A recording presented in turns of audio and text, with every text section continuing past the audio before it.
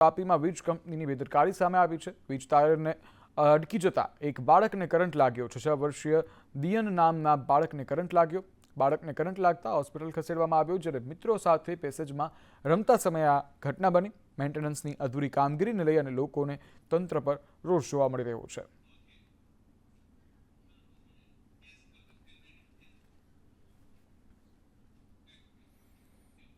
આગળ વાત કરવી છે સંદેશ ન્યૂઝના અહેવાલની ધારદાર અસરની। જી હા, શિનોરમાં સંદેશ ન્યૂઝના અહેવાલની ધારદાર અસર જોવા મળી। અહેવાલ બાદ અવાખલ પ્રાથમિક શાળાનું લોકાર્પણ કરવામાં આવ્યું। બિલ્ડિંગ તૈયાર હતું, તેમ છતાં લોકાર્પણ થયું ન હતું। જિલ્લા પંચાયત શિક્ષણ સમિતિ ચેરમેનના હસ્તે લોકાર્પણ કરવામાં આવ્યું છે। એમએલએ અક્ષય પટેલે જિજ્ઞેશ વસાવાના હસ્તે લોકાર્પણ કરવામાં આવ્યું છે। લોકાર્પણ થતાં વિદ્યાર્થીઓએ સંદેશ ન્યૂઝનો આભાર માન્યો। ધોરણ 8માં અભ્યાસ કરું છું। મારી શાળાનું નામ અવાખર પ્રાથમિક શાળા છે। અમારી સ્કૂલ 5 મહિનાથી બની ગઈ હતી, પણ એનું લોકાર્પણ કરાવ્યું ન હતું। તેથી સંદેશ ન્યૂઝ દ્વારા સમાચાર પ્રચારિત થયા અને તેની સીધી અસર અમારે સ્કૂલનું લોકાર્પણ આજે 2 દિવસમાં થઈ ગયું છે। તેથી હું સંદેશ ન્યૂઝનો ખૂબ ખૂબ આભાર માનું છું। તો જામનગરમાં પણ સંદેશ ન્યૂઝના અહેવાલની ધારદાર અસર જોવા મળી છે। જીપીસીબીએ પ્રદૂષણ કરતા એકમોને નોટિસ ફટકારી છે। રંગમતી નદીમાં પ્રદૂષિત પાણી છોડવામાં આવતું હતું। સંદેશ ન્યૂઝે રંગમતી નદીનો અહેવાલ પ્રસારિત કર્યો હતો। અહેવાલ બાદ જીપીસીબી હરકતમાં આવ્યું। જીપીસીબીએ કેનાલના પાણીના નમૂના ટેસ્ટિંગ માટે મોકલ્યા છે। રંગમતી નદી તરફ ફીણવાળા પાણી જઈ રહ્યા છે, જેના અનુસંધાને ગુજરાત પ્રદૂષણ નિયંત્રણ બોર્ડ દ્વારા તારીખ 30મીના રોજ સવારના તે સ્થળે એટલે કે લાલપુર બાયપાસ ચોકડી પાસે સેમ્પલિંગ લેવામાં આવેલ। એમાં એક જીઆઈડીસી તરફથી આવતું અને આગળ રંગમતી નદીના ડાઉનસ્ટ્રીમમાંથી પણ સેમ્પલિંગ કરવામાં આવેલ છે।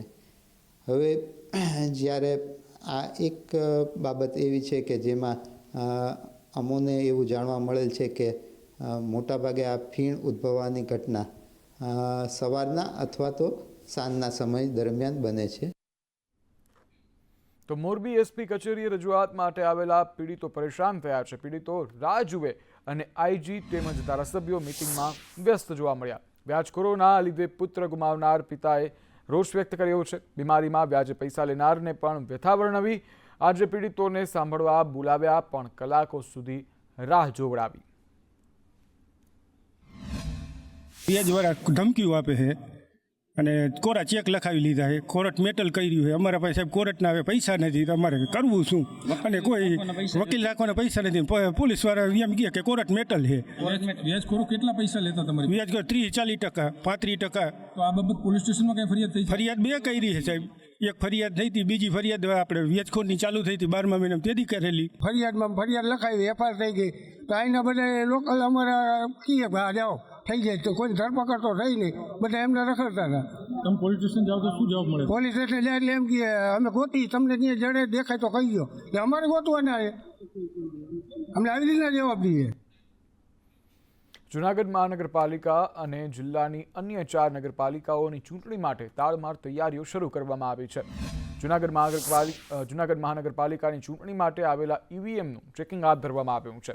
આજથી ઈવીએમનું ફર્સ્ટ લેવલ ચેકિંગ હાથ કરવામાં આવ્યું।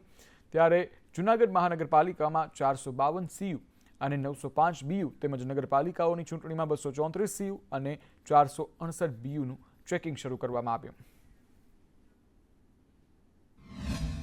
નગરપાલિકા તેમજ કોર્પોરેશન ઇલેક્શનમાં વપરાશમાં લેવાના જે ઈવીએમ મશીનો છે તેનું ફર્સ્ટ લેવલ ચેકિંગ આજરોજ અહીંયા અમારા દ્વારા જે કરવામાં આવવા માટે 2જી તારીખથી 6ઠી તારીખ સુધીનો ઓર્ડર્સ થયેલા છે। એના ભાગરૂપે આજે સ્ટાફ અને બેલ કંપનીના એન્જિનિયરોને બધા આવેલા છે। તો હળવદની સરકારી હોસ્પિટલમાં આવેલ બાળ સેવા કેન્દ્રમાં 3 જગ્યાઓ ખાલી હોવાથી કેન્દ્ર બંધ કરવાની ફરજ પડી છે। હવે અતિ કુપોષિત બાળકો ભગવાન ભરોસે છોડી દેવામાં આવ્યા છે। ત્યારે રાજ્ય સરકાર દ્વારા કુપોષિત બાળકોને પોષણ મળે તે માટે 2012-13માં બાળ સેવા કેન્દ્ર શરૂ કરવામાં આવ્યા છે, જેમાં આંગણવાડી બહેનો તાલુકાના દરેક ગામોમાં સર્વે કરીને 6 માસથી 5 વર્ષ સુધીના અતિ કુપોષિત બાળકોને પોષણ મળે તે માટે તાલુકા કક્ષાએ આવેલા બાળ સેવા કેન્દ્રમાં સવારે 9થી સાંજે 6 વાગ્યા સુધી બાળકોને માતા સાથે રાખીને જરૂરી તબીબી સારવાર અને પોષણયુક્ત આહાર આપવામાં આવે છે. તે સાથે માતાને પોષણયુક્ત આહાર વિશે માર્ગદર્શન આપવામાં આવે છે અને 14 દિવસની સારવાર બાદ સ્વસ્થ બાળકને રજા આપવામાં આવે છે. અત્યારે છે ને 10 થી 12 બાળકો નામ લખાવી ગયા છે અને ઓલરેડી આંગણવાડીમાંથી 4-5 જણાના ફોન આવેલા છે, પણ અમારે અહીંયા અત્યારે કુકબેન અને આયાબેનની જગ્યા 2 મહિનાથી આ ખાલી છે. 3 જગ્યા ખાલી છે, એક આયાબેન અને 2 કુકબેન. અમે 2 વખત THO ઓફિસે અને અધિક્ષકારે વાત કરી છે રજૂઆતની. હળવદ તાલુકાનું બાળ સેવા કેન્દ્ર એટલે કે CMTC કેન્દ્રમાં જ્યાં બાળકોની કુપોષિત બાળકો હોય તેની સારવાર કરવામાં આવે છે, પરંતુ ખુદ સેન્ટર જ કુપોષિત છે. કઈ રીતે તો હું તમને બતાવું કે અહીંયા જે 10 થી 12 બાળકોની જે સારવાર કરવામાં આવે છે ને અત્યારે જગ્યા ખાલી છે, 3 જગ્યા ખાલી છે ને જેને લઈ અત્યારે બાળકોને સારવાર મળતી નથી. તમે જે પ્રકારે દ્રશ્ય જુઓ છો કે અહીંયા જે બાળકોની ક્લિયરિયું તમને સાંભળવા મળતી હોય આડા દિવસે ગમે ત્યારે મુલાકાતે આવો, પરંતુ હાલમાં જે છે તે જગ્યા ખાલી જોવા મળે છે ને જેને લઈ અહીંયા બાળકોની સારવાર કરવામાં આવતી નથી. હાલમાં જે આપણે અહીંના અધિકારી છે, ન્યુટ્રિશન અધિકારી, તેમની સાથે વાત કરતાં તેમણે જણાવ્યું હતું કે 3 જગ્યા ખાલી છે, 2 કુક અને 1 આયાની જગ્યા ખાલી છે અને સાથે જ 10 થી 12 જેટલા કુપોષિત બાળકો પણ નોંધણી થયેલી છે, પરંતુ જે ખાલી જગ્યા છે ને જે જગ્યા ભરવામાં નથી આવતી તેને લઈ આ કુપોષિત બાળકોની સારવાર થતી નથી. પરંતુ આ જગ્યા ક્યારે ભરવામાં આવશે અને ભરવામાં આવશે કે કેમ, આ બધા સવાલો હાલ યથાવત છે. સંદેશ ન્યૂઝ, જગદીશ પરમાર, મોરબી. આણંદ જિલ્લામાં રાજ્ય સરકાર દ્વારા સરસ્વતી સાધના યોજના અંતર્ગત ધોરણ 9ની કન્યાઓને અવરજવર માટે સાયકલો આપવામાં આવે છે, પરંતુ તંત્રની લાપરવાહીના કારણે કન્યાઓને વિતરણ કરવાની સાયકલો છેલ્લા 1.5 વર્ષથી કાટ ખાઈ રહી છે. ત્યારે સાયકલ વિતરણ કરતી એજન્સી દ્વારા કાટ ખવાઈ ગયેલી સાયકલોને સાફ કરી રંગરોગાન કરી જૂની સાયકલો કન્યાઓને પધરાવવા માટે પ્રયાસ કરવામાં આવી રહ્યા છે. હાલ આ સાયકલો આણંદના સામરખાની HL પટેલ હાઈસ્કૂલના મેદાનમાં રાખવામાં આવી છે.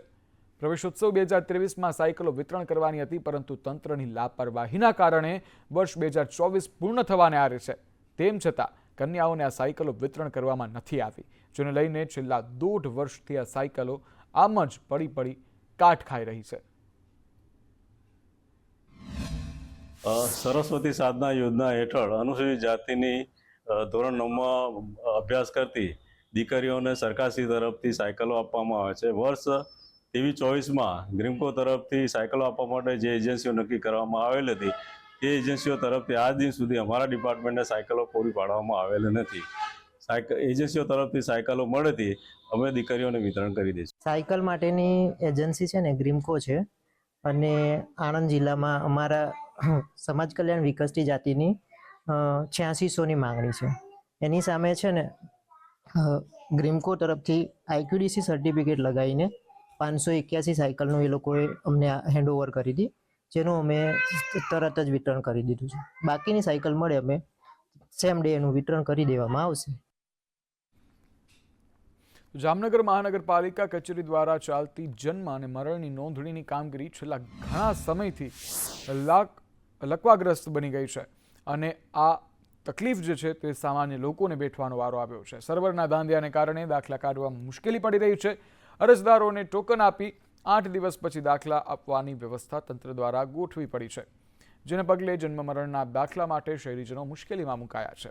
જન્મ મરણના દાખલા માટે શહેરીજનો હેરાન પરેશાન થતા હોવાનો તમાશો ધારાસભ્યો અને સત્તાધીશો જોઈ રહ્યા હોવાનો સૂર ઉઠી રહ્યો છે. જામનગર મહાનગરપાલિકામાં દરરોજ 100થી વધુ અરજદારો નોંધણી માટે આવતા હોય છે. આધારમાં પણ સુધારા માટે જન્મના દાખલામાં સુધારા કરવા પડતા હોય છે. ઘણી વખત બાળકોના નામ પછીથી નોંધાતા હોય છે. ઓળખમાં નામ નોંધણી બાદ દાખલો કાઢવામાં સારો એવો સમય જતો હોવાથી અરજદારોને લાંબા સમયથી અસંતોષ છે. અહીંયા અઠવાડિયે વારો આવે છે, તાત્કાલિક જરૂર હોય ને તોય પણ દાખલા મળતા નથી. અને હું ઓલે સોમવારે મેં ફોર્મ ભરીને આપ્યા હતા ને આ સોમવારે દાખલો આપ્યો, અને એ દાખલામાં પણ અત્યારે ભૂલ છે, તો વળી મારે સુધારો કરવાનો, એમાં 8-10 દિવસ અડિયું કાઢવાની.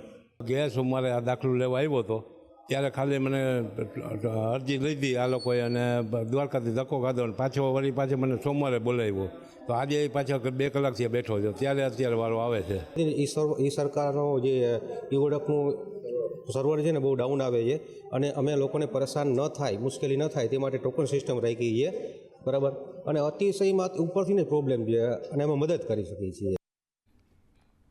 ભુજમાં શેરી ફેરિયાના વિવિધ પ્રશ્નો તેમજ રોડ, ગટર, પાણી જેવી સમસ્યા લઈને લોકોમાં ભારે રોષ જોવા મળી રહ્યો છે. પાલિકા કચેરી સામે લોકોએ ધરણા યોજી વિરોધ નોંધાવ્યો હતો. સ્થાનિક લોકોના 10 જેટલા પ્રશ્નો મામલે પાલિકા સામે ધરણા યોજવામાં આવ્યા હતા. શેરી ફેરિયાની 2020ની સર્વેની યાદી બહાર પાડવામાં આવે અને ઓળખ કાર્ડ અને સર્ટિફિકેટ આપવામાં આવે તેવી માંગ કરવામાં આવી છે. સાથે જ ભુજમાં આવેલ નવી અને જૂની શાક માર્કેટને દબાણ મુક્ત કરી નોંધાયેલા શેરી ફેરિયા એનો સમાવેશ કરવામાં આવે તેવી રજૂઆત કરવામાં આવી હતી. હાલ ચીફ ઓફિસરે તમામ પ્રશ્નો બાબતે સંબંધિત વિભાગને સ્થળ વિઝિટ કરી સમસ્યાના ઉકેલ માટે ખાતરી આપી છે. સ્થાનિક લોકો પણ સમસ્યા લઈને પાલિકા સામે લડી લેવાના મૂડમાં છે. જ્યાં સુધી વિસ્તારના પ્રશ્નો ઉકેલાઈ નહીં જાય ત્યાં સુધી પાલિકા કચેરી સામે ધરણા પ્રદર્શન યથાવત રાખવાની હાલ ચીમકી ઉચ્ચારવામાં આવી છે. ભુજ નગરપાલિકા કચેરી સામે આજે 10 મુદ્દાઓને લઈને ધરણાનો કાર્યક્રમ રાખ્યો છે, જે કન્ટિન્યુ ચાલુ રહેશે જો ઉકેલ નહીં આવે તો. જેની અંદર 5 મુદ્દા શેરી ફેરિયાઓના છે. તે ઉપરાંત વોર્ડ નંબર 1, 2 અને 3ની અંદર જે ગટરની સમસ્યા છે છેલ્લા ઘણા સમયથી, દાદુપી રોડ છે, શેખ ફળિયા છે, બાપા દયાળુ નગર છે, આ તમામ વિસ્તારોની અંદર જે ગટરની સમસ્યાઓ છે એ ગટરની સમસ્યાઓનો ઉકેલ તાત્કાલિક અસરથી આવે. જુદા જુદા 10 મુદ્દાઓની રજૂઆત આજથી લગભગ તેમાં 10 મુદ્દા પૈકીના 5 મુદ્દાઓ જે જાહેરમાં જે રેકડીઓ જે ઊભી રહે છે જાહેર ટાઉન વેન્ડિંગ એક્ટ અન્વયના છે, તેમાં તેમની મુખ્ય રજૂઆત વેન્ડર્સને સર્ટિફિકેટ ઇસ્યુ કરવા માટેની છે. અત્યારે હાલમાં આપ જે જોઈ શકો છો, નગરપાલિકા વિસ્તારમાં ઠેર ઠેર રેકડીઓ ઊભી કરવામાં આવે છે નવી, અને નગરજનોને તેના કારણે દબાણના લીધે સમસ્યાઓ ઉપસ્થિત થતી હોય છે. વલસાડમાં બગવાડા ટોલ નાકા પર ટોલ પ્લાઝા ઉપર ટોલ ટેક્સમાં 40થી 70% સુધીની અસહ્ય ભાવ વધારો ઝીંકાયો છે. 25મી નવેમ્બરથી આ ભાવ વધારો અમલમાં આવ્યો છે, જેને લઈ વાહન ચાલકોમાં રોષ જોવા મળી રહ્યો છે. જેને લઈ સાંસદને રજૂઆત થતાં સાંસદે કેન્દ્ર સરકારમાં રજૂઆત કરવાની બાંહેધરી આપી હતી. આપને જણાવી દઈએ કે 25 નવેમ્બરની રાત્રિથી અચાનક વલસાડ જિલ્લાનું બગવાડા ટોલ પ્લાઝા, નવસારીનું બોરિયાજ અને સુરતના કરજણ ટોલ પ્લાઝા ઉપર 40થી 70%નો ભાવ વધારો જોવા મળ્યો હતો. લોકલ ટ્રાન્સપોર્ટ કે કાર પાસેથી પણ ટોલ ઉઘરાવવાની શરૂઆત કરવામાં આવતા લોકોના માથે ભારણ વધતા લોકોએ રોષ ઠાલવ્યો હતો. વલસાડ જિલ્લામાં રોજિંદા અપડાઉન કરતા મોટાભાગના ટ્રાન્સપોર્ટેશન સાથે સંકળાયેલા વાહન અને વાહન ચાલકો તેમજ લોકલ કાર ચાલકોએ સાંસદ ધવલ પટેલને રજૂઆત કરી છે કે એક તરફ ખરાબ રસ્તા અને બીજી તરફ મોંઘવારીમાં આટલા બધા ટોલમાં વધારો કરવામાં આવ્યો છે, ત્યારે આ ટોલ વધારો થયો છે તો ઓછો થાય તેવી માંગ કરવામાં આવી રહી છે. કારણ કે એક તરફ રસ્તા જે છે તે બિસ્માર હાલતમાં છે, તો બીજી તરફ ટોલ લેવામાં આવે છે તે કઈ બાબતનો છે. જે આગળ પણ જે બોરિયાક અને બગવાડા ટોલ નાકા પર જે ટોલનો વધારો કર્યો હતો ને તરત જ ત્યારે આપણા દેશના મંત્રી નીતિન ગડકરી સાહેબને રજૂઆત કરીને તત્કાલ એને અટકાવ્યો હતો. જે હમણાં 25 તારીખે ભાવ વધારો થયો છે, એના માટે હું આ વીકમાં પાર્લામેન્ટમાં જઈને નીતિન ગडकरी साहब ने रजूआत करवाना है. जैसे ही महाराष्ट्र का इलेक्शन पूरा हुआ है तब रातों रात इन लोगों ने जो रेट बढ़ाया है, किसी को जो भाड़ा फिक्स रहता है उसमें कोई भाड़ा ज़्यादा देने वाला नहीं है, तो ये रातों रात जो इन लोग ने एक्शन लिया वो गलत है. वो सरकार को जरा ध्यान में ये बात रखनी चाहिए कि तात्कालिक आप रातों रात रेट बढ़ा देंगे और हमें ट्रांसपोर्टेशन में बहुत ही तकलीफ होती है. हमारे जो कस्टमर हैं उनको मतलब कि हम समझा नहीं पाते हैं, तात्कालिक ऐसा भाव बढ़ जाता है. તો સુરતમાંથી 14.60 કિલો ગાંજો ઝડપાયો છે. ઉધના પોલીસે આ ગાંજો સાથે 2ની ધરપકડ કરી છે. મિદુ પાત્ર, રવિન્દ્ર પાત્રાની ધરપકડ કરવામાં આવી છે. ઉધના રેલવે સ્ટેશનના પાર્કિંગમાંથી આ ગાંજો પકડાયો છે. લાખોની કિંમતનો ગાંજો ઝડપી પાડવામાં આવ્યો છે. પોલીસે 1.46 લાખનો મુદ્દામાલ ઝડપ્યો છે. ગાંજો ઓરિસ્સાના ગંજામમાંથી લાવવામાં આવ્યો હતો. આરોપીઓ બાબુલા અને કાલુ જે બંને છે હાલ વોન્ટેડ જાહેર કરાયા છે. ગાંજાનું હેરાફેરી થવાની છે એ પ્રકારની માહિતી ઉધના સર્વેલન્સ સ્ટાફના અરવિંદભાઈને મળી હતી. જે આધારે પોલીસે ત્યાં રેડ કરી અને તે જગ્યાએ તપાસ કરતાં 2 વ્યક્તિઓ મળી આવ્યા હતા, જેની પાસેથી ગાંજો મળી આવ્યો હતો. આશરે 14 કિલો જેટલો ગાંજો છે, જેની કુલ કિંમત આશરે 1,45,000 રૂપિયા થાય છે. તો સુરતમાં ભાજપ નેતાના મોત મુદ્દે ડીસીપીનું નિવેદન સામે આવ્યું છે. કહેવું છે કે મૃતક દીપિકાએ અંતિમ કોલ ચિરાગ સોલંકીને કર્યો હતો. દીપિકાએ પોતાના ઘરે આપઘાત કર્યો હતો. દીપિકાનો ફોન કબજે લેવામાં આવ્યો છે. દીપિકાના ફોનના કોલ રેકોર્ડ મંગાવવામાં આવ્યા છે. કેટલાક કોલ રેકોર્ડ આવી ગયા છે, તેનું એનાલિસિસ કરવામાં આવી રહ્યું છે. ફોરેન્સિક રિપોર્ટમાં ગળે ફાંસો ખાઈને આપઘાતનું સામે આવી રહ્યું છે. ત્યારે ઘટના બની ત્યારે ત્રણેય બાળકો ઘરે હાજર હતા. સાથે જ ડીસીપીએ જણાવ્યું કે બેડરૂમનો દરવાજો ચિરાગે તોડી અને મૃતદેહને નીચે ઉતાર્યો હતો. દીપિકાએ કોર્પોરેટરને કોલ કરી અને કહ્યું હતું કે હું આપઘાત કરું છું. કોર્પોરેટર ચિરાગ દીપિકા પટેલને બહેન માનતો હતો.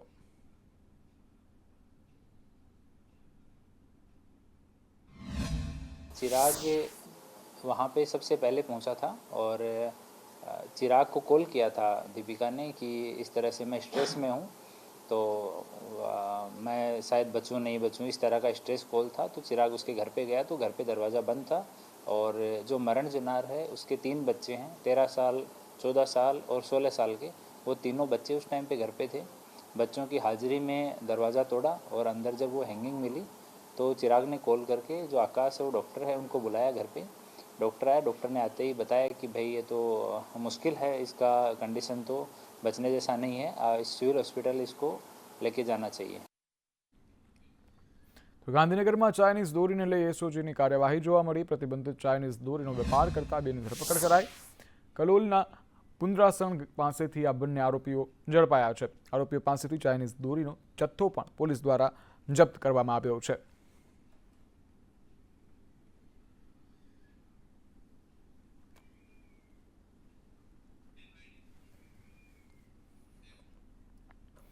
આગળ સમાચાર રાજકોટથી કે જ્યાં રાજકોટ જિલ્લામાં 2 ફાર્મ ગેરકાયદે રેતી ખનન ચાલી રહ્યું છે અને ઉપલેટાના ખારચિયા ગામમાં વાયરલ વિડીયો છે જે સામે આવી રહ્યો છે. ખારચિયાની વેણુ નદીમાં ગેરકાયદે રેતી ખનનનો વિડીયો સામે આવી રહ્યો છે. અનેક રજૂઆતો બાદ પણ કોઈ કાર્યવાહી નથી થઈ ત્યારે જાગૃત નાગરિકની રજૂઆતો બાદ પણ તંત્ર નિંદ્રામાં છે. ગેરકાયદે રેતી ખનનનો આ વિડીયો જે છે તે સોશિયલ મીડિયા પર વાયરલ થઈ રહ્યો છે.